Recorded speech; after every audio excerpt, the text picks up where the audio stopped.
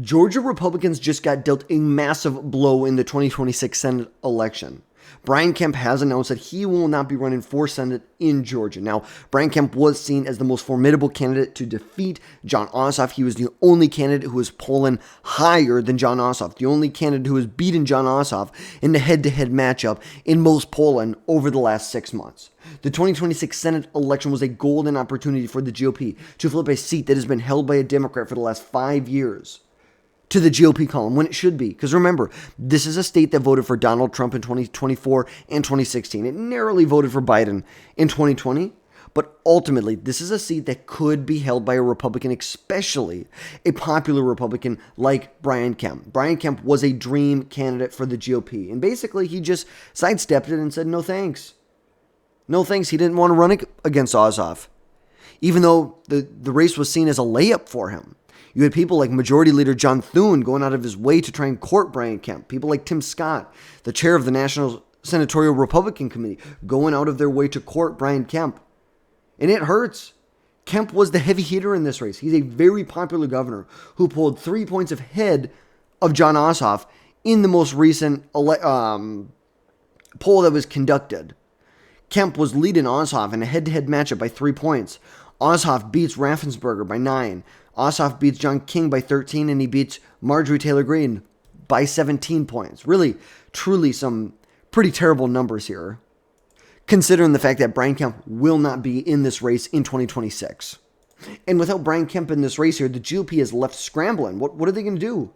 Who is going to unite the party? Who's going to unite the party and beat Jon Ossoff? That is the big question. Who's going to bring together the Trump loyalists, but also bring in the moderates, independents? Something that really no one else has been able to do at this point. But now the GOP is really left with a pretty messy lineup. They are left with a pretty messy lineup here. Buddy Carter, Mike Collins, Marjorie Taylor Greene, Tyler Harper, John King, Rich McCormick, Brad Raffensperger, and Donald Trump. Reportedly, there have been a couple reports that says that he wants freshman Congressman Brian Jack from Georgia's 3rd Congressional District to run in the Senate. Now, Brian Jack replaced a retiring Republican representative who represents a pretty solid Republican seat. Brian Jack was a senior advisor to Donald Trump in his 2024 presidential campaign and was a former White House political director in the last 2 years of the Trump administration. Now, he replaced Drew Ferguson, who decided not to run for re-election in 2024 in the state of Georgia.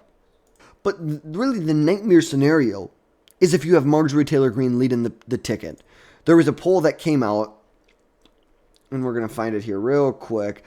I believe it was this poll right here that came out that showed Marjorie Taylor Greene, if the Republican primary for U.S. Senate were held today and Brian Kemp was not running, for whom would you vote for? 42% say Marjorie Taylor Greene. We know she knows how to fundraise. She has a lot of appeal within inside of the Republican base, but it is a completely different story when you get to a general election. Totally a completely different story.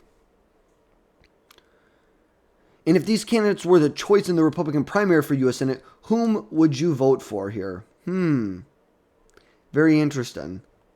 Very interesting.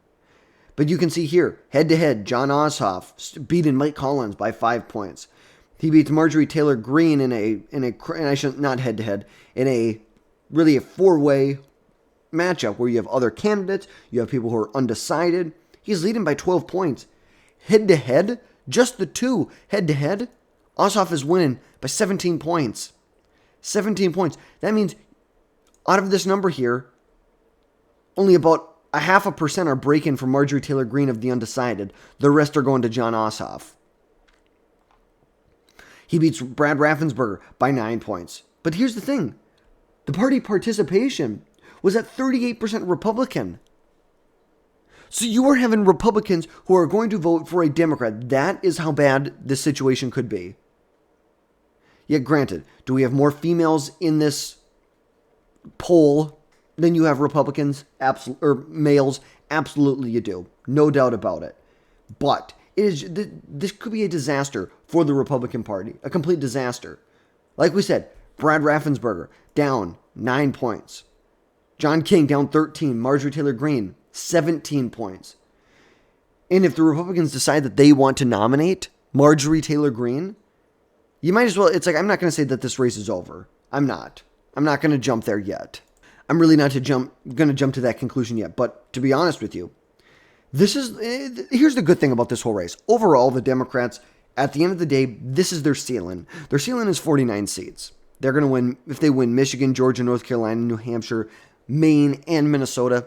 Their ceiling's about 49 seats. I think the Republicans will hold on in Maine. I'm weary on North Carolina right now. Right now, this is how I would classify the race as of right now. Ultimately, that's where I have it. And Georgia does not need to be a toss-up race. It does not need to be. A Republican should be able to win in this state. They should be. That is the reality of the situation here. A Republican should be able to win. But for Jon Ossoff right now, he's sitting in a pretty tight place. As of right now, he's got $11 million cash on hand as of quarter 1, 2025. And Jon Ossoff has a lot of support from suburban voters, which you can clearly see. That is where the state is moving. The state is becoming a lot more liberal than it used to be. Remember, this is a state that voted for George Bush back in 2004 by 16 points. Now it voted for Trump by 2 points. Look at this. Previously, go back to 2000.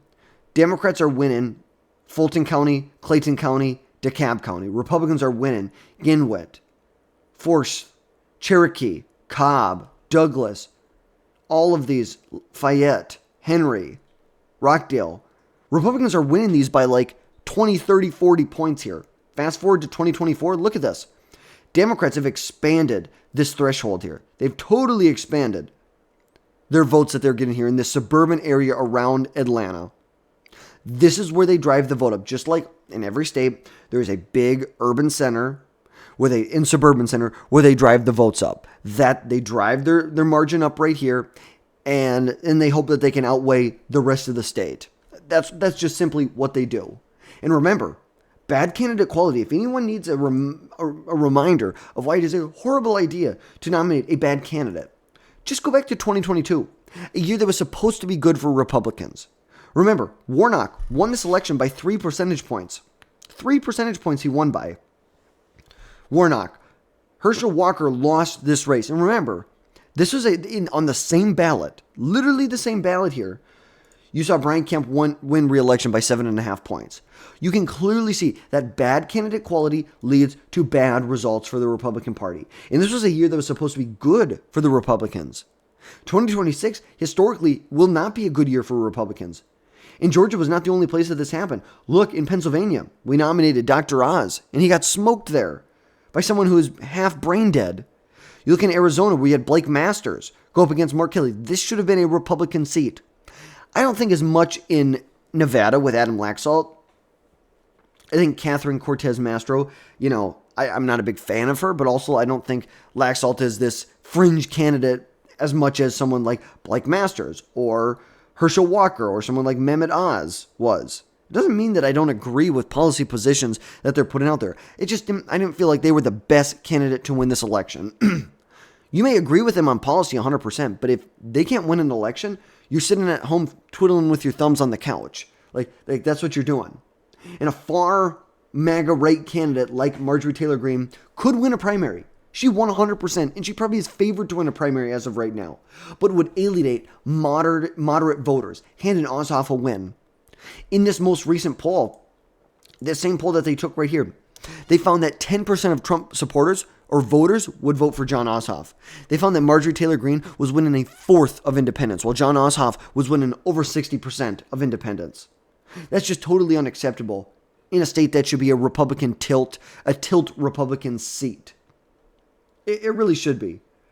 But we know Georgia is not the Republican stronghold it used to be. Trump barely won the state by 2.5 points in the 2024 presidential election.